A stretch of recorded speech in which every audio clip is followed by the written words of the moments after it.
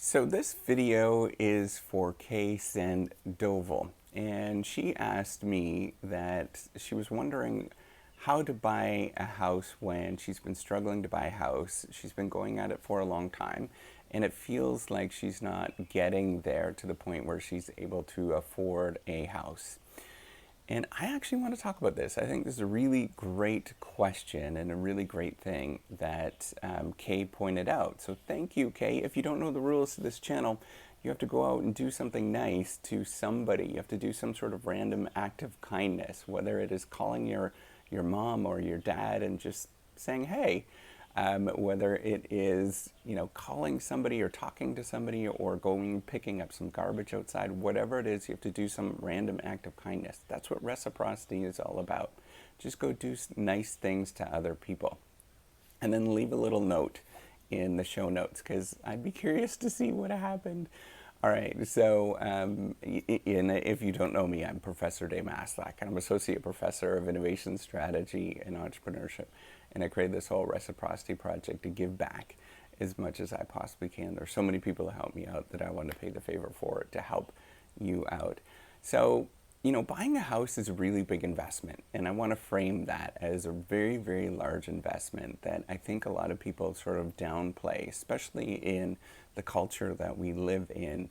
A lot of people think that we should own a house because that is what people told us that is proper. But in reality, we don't need to really own a house. So I'm going to tell you a story about what it's actually like, or what we might have done years ago when it was a different time, a different culture. So my parents, my mom is older now. My dad passed away a few years ago. My mom is older now, and they wanted to buy a house. They were a young couple, and they didn't have a lot of money, but because credit was not available at that time, it wasn't as available as it is now. What they ended up doing is, instead of buying a house, they built a garage, and they lived in a garage for a few years. Now, it wasn't pretty, and it wasn't sort of kosher, I guess, but at the same time, it was their garage. It was the thing that they did. And now when they tell me, and they tell all of their kids the story how they lived in a garage, it's became kind of a legacy, and it sort of framed how I made a lot of decisions, and I thought about it, a lot of different sort of financial things in my life, and it's been very good. So my wife and I, we bought a house when we were 25 years old. So we saved up the 10% that you needed. I think it's 10% to buy a home, and then we bought a home. But I want to let you know that those first couple of years were a stretch, and it was putting a lot of financial strain on us. So it was very difficult in those first few years. And if we would have saved a little bit more, I think that would have been very helpful for us. However, what we ended up doing is foregoing a lot of stuff for that financial investment. So we did not get cable. We didn't have fancy cars by any means or anything like that.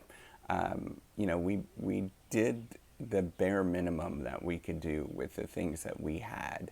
And we continuously did that for a long time. And now I'm 41, and we're doing okay with our house. I'm just going to leave that there. We're doing absolutely okay with our house. If anything was to happen, we're financially secure. And so what would I do, and what would I think about in terms of redoing this all over again? So what I would do is to slow down a little bit.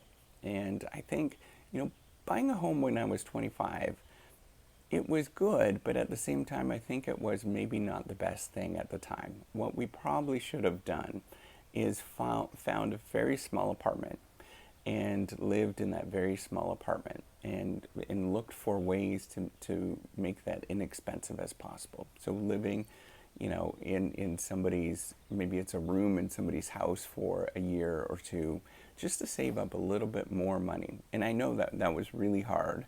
It was hard for being a young married couple at that time to do anything like that. So we didn't do it.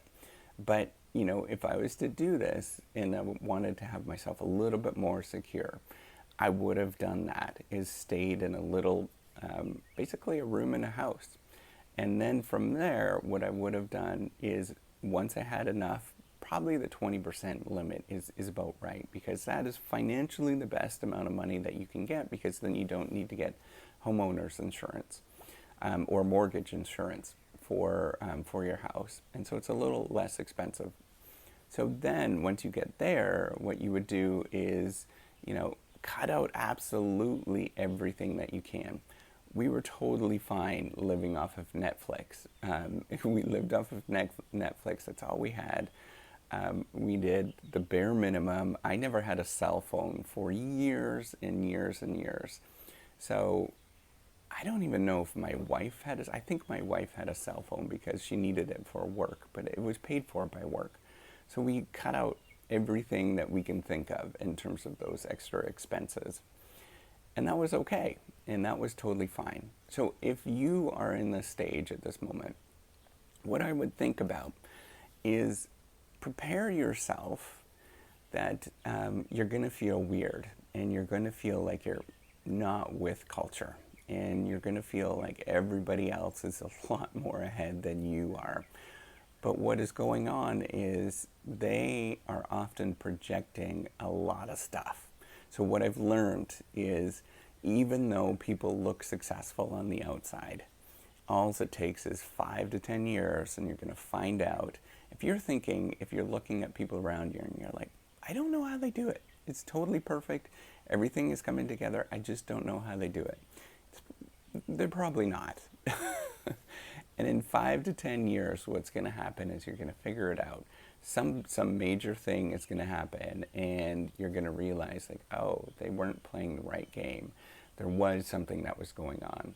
So if you're playing the game where you actually are saving, and it seems like it's really slow, you're actually on the right track. I think you're doing the right thing. It should seem very, very slow, and it should seem like you're not getting anywhere.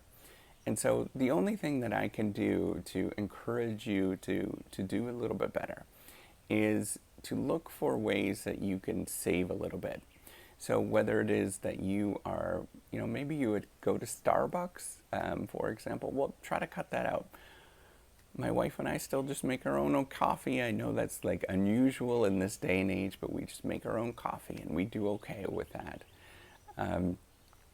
If you have a car that you have a lease, don't get that lease. That's a terrible idea financially. What you should do is probably look for a car that's maybe 5 years old, that's pretty reliable, boring, plain car, and buy that. That's going to be your cheapest bet. My car is still a 2011 Mazda, and it's okay. It's 2021 at this time, and it's an inexpensive car, and it's doing okay. Maybe some point I'll get a new car in the near future, but it's still got some legs there. So look for things that you can do like that, where you can save a little bit. Just hairs. What you're doing is shaving hairs off of things. But the biggest thing that I can tell you that's going to happen is you're going to feel very weird, and you're going to feel like you are not getting anywhere. You're going to feel like you're behind. You're going to feel like everybody else is so much more ahead of you in many different ways. You're going to feel like you're somehow problematic in some sort of way. I guarantee this is going to happen if you're doing the right things. And that means you're actually doing the right things. If you're feeling like that, where you feel like you're behind, you're doing a good job. I just encourage you to stick with it and do this a little longer. And actually lean into it a little bit. Lean into that nuttiness, right? Like, embrace the whole nuttiness of it all. That you're doing something cool, where you're changing the legacy of your family. So when I look back, I now have this story that my mom and my dad told me, that they lived in a garage. That's a pretty cool story. And if you could tell your kids this, if you can tell other people this is what you did, that's a pretty cool story. And it's fun every once in a while when people are talking about their financial situation and struggles and stuff like that. And once you did it for a long time, and you got to the point where, yeah, you're 10, 15 years out and you've done this for a while, you just have to do a little wink. You don't really have to say anything, but you know, you know that you're doing okay. And that's where I want you to be, is that just being at a moment where you're okay. And if you do this long enough, if you act strange, if you act weird, and you push against that culture of feeling like you need to buy more, you have to do more things, you're going to do okay in this world. So that's all I can say, Kay. Now remember, go and do something nice and leave a note for all of us. I would love to see what happens. All right, take care and have a wonderful day. Bye-bye.